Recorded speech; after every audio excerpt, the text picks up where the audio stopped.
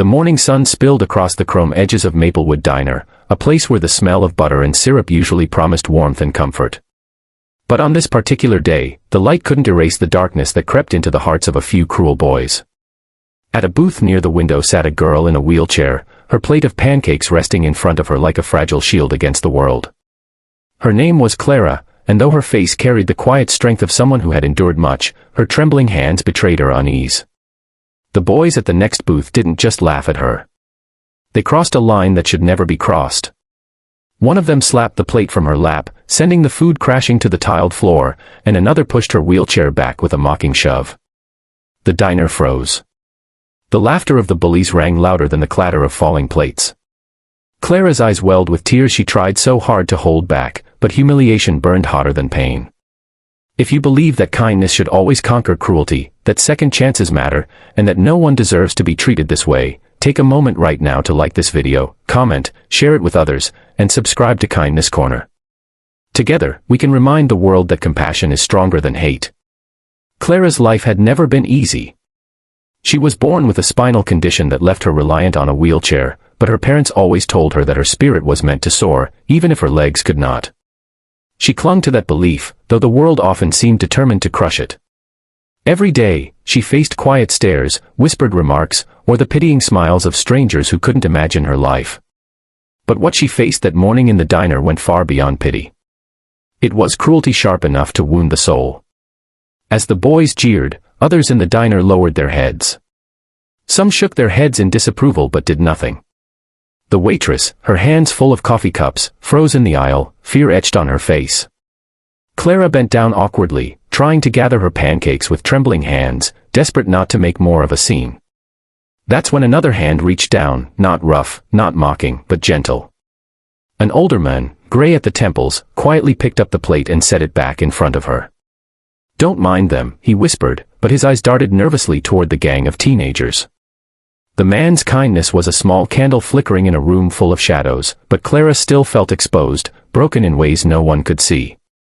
She sat quietly after that, her appetite gone, her throat tight with unspoken words. She wanted to ask why the world worked this way, why people thought it was acceptable to torment those who were different.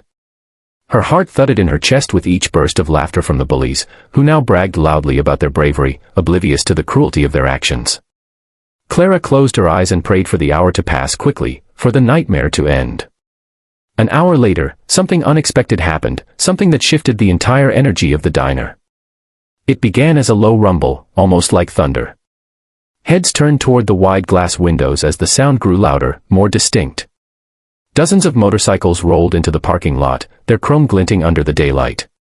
The sight alone was enough to make conversations hush and forks freeze in midair. The unmistakable insignia of the Hells Angels was emblazoned on their leather jackets as they parked in a perfect line, engines growling like an approaching storm. The bullies, who just moments ago carried themselves with arrogance, suddenly grew restless. Their smirks faltered. Everyone knew the reputation of the Hells Angels, fierce, fearless, and unafraid to stand their ground. When the door of the diner swung open, the bell jingled softly, but the silence that followed was louder than anything. A towering man with a beard and steel-hard eyes walked in, his vest heavy with patches. Behind him came another, and then another, until the diner felt smaller, its air charged with tension. Clara's eyes widened, her pulse racing with both fear and wonder. The man at the front scanned the room, his gaze sharp as it swept over the bullies. Then his eyes softened when they landed on Clara.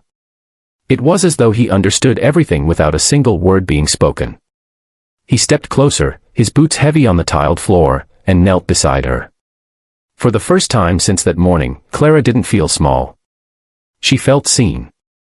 Protected. The leader, whose name was Rourke, turned his head slowly toward the bullies. They sat frozen, pale faces betraying their guilt. No one dared laugh now. Rourke's voice was low, steady, but powerful enough to cut through the silence. Though Clara couldn't hear his exact words, she saw the shame wash over the bullies' faces as their bravado melted away. One by one, they slid out of the booth and stumbled toward the exit, heads lowered, avoiding every gaze. They didn't dare meet Clara's eyes again. Outside, the motorcycles formed a wall of steel and leather, ensuring the boys' humiliation was complete before they fled. But Rourke didn't stop there. He called over the waitress, placed a large bill on the table, and told her to bring Clara anything she wanted, pancakes, milkshake, pie, the whole menu if she liked. He told her she was stronger than any of the cowards who had tried to break her spirit. Then, in a gesture no one in that diner would ever forget, he removed his own leather vest, draped it gently across Clara's shoulders, and told her she was now family. Tears streamed down Clara's face, not tears of humiliation, but tears of gratitude. In that single hour, her life had shifted. What began as a morning of pain became a moment of profound transformation. She realized kindness can come from unexpected places, and that sometimes the fiercest-looking people carried the softest hearts. The diner erupted in quiet applause, some patrons wiping tears from their eyes. The waitress hugged Clara, promising her that she'd never again sit in that diner feeling invisible.